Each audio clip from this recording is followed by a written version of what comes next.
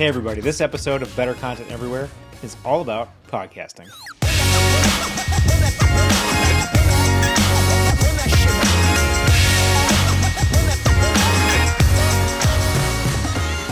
Hey everyone, welcome to Better Content Everywhere. This is the podcast that's going to help you create clear, consistent, and compelling content.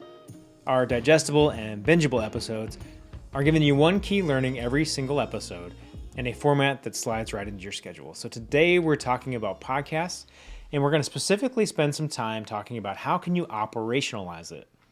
One of the main reasons that podcasts fail is that there are no systems and no processes in place. It's this chaotic mess of chasing the next topic and the next idea, and it takes too much time to produce and can really lose its shine very early on. So more than 90% of all podcasts aren't going to make it past episode 3. So that's also part of why we recommend having 4 in the bank, because then you're already past most of the podcast episodes ever created. So start with the structure in the beginning here. As you're building your show, build it for growth. Consider the journey for your guests and for your listeners, but also be mindful of what that looks like for yourself, especially as a host, so that you can take some of that lift off of your plate and build this thing for scale. God, why did I do that? From the top. Hey everyone. Hey everyone, welcome to Better Content Everywhere. This is the podcast that helps you create clear, consistent, and compelling content. Our digestible and bingeable episodes are meant to give you one key learning every single episode in a format that's going to fit right into your schedule. So today we're going to talk about podcasting, and specifically we're going to focus our time on operationalizing it. The main reason that most podcasts fail is that there are no systems and no processes in place. It's just this chaotic mess that's taking up too much time to produce and loses its shine early on. More than 90% of all podcasts don't make it past episode 3. So that's why it's so important to have 4 in the bank before you launch your show. Start with structure in the beginning. As you build out your show, you need to build it for growth by considering what the journey looks like for your guests, for your listeners, and most importantly, for yourself. Because if you can't build a show that's sustainable for you, you're going to give up pretty quickly. So let's take a look at a couple of examples here where you might benefit from having an operationally focused mindset for your show. Booking guests for your show, if you have a guest-based program, can be a lot of work. Identifying, pitching, scheduling, recording, asset collection, follow-up. There are a lot of steps that need to be sorted out before you ever get to that point where you're at a final episode. This is a great space to automate. So start with templates and some automation. You can create your outreach template for what it looks like to ask people to be on your show, and it can be really straightforward. So my example here for you is, hi, I'm Matt. I'm the host of Better Content Everywhere podcast. It's a podcast that teaches people to create better content. I read your book on insert blank, right? Fill in the blank. And I think you'd make a great guest on our podcast. Our listeners would get insert value statement from your insights. I'd love to set up a quick call to discuss that opportunity.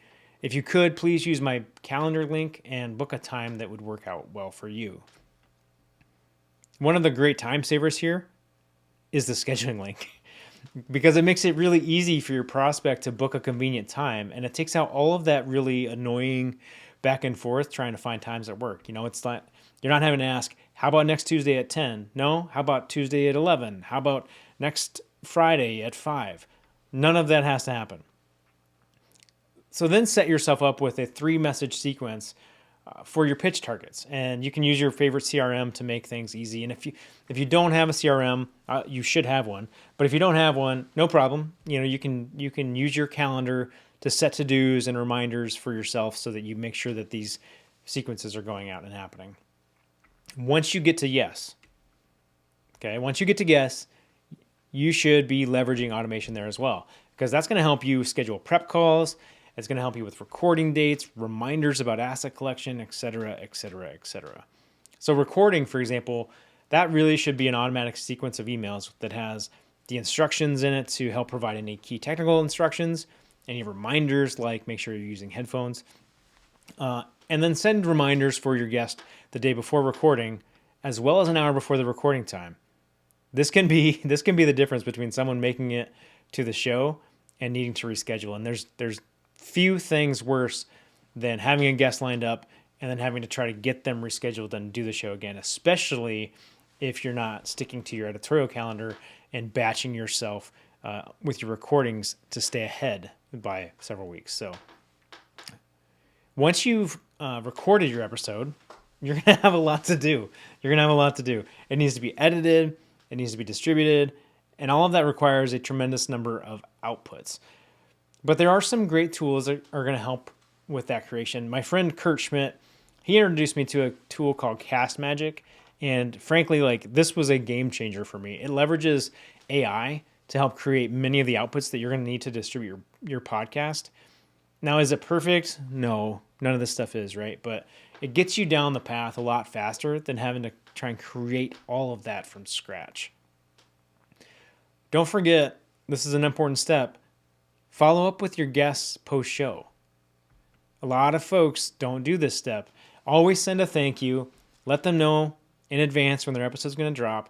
That way, that's one more person that can act as a voice for sharing your content and promote it among their networks. They may or may not do that, but if you don't tell them, they certainly won't do it. Here I advise a mix of automation and authenticity. So you can have maybe an automatic message that goes, but if you can muster it, a handwritten thank you note will leave a lasting impression.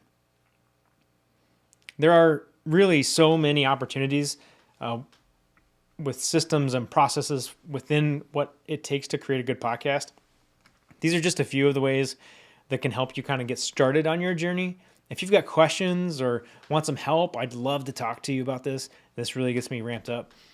Thanks for listening to this week's episode. Like us, rate us, subscribe us, do all the things. And remember, you really just have to do 3 key things. That's keep it clear, keep it consistent, and keep it compelling.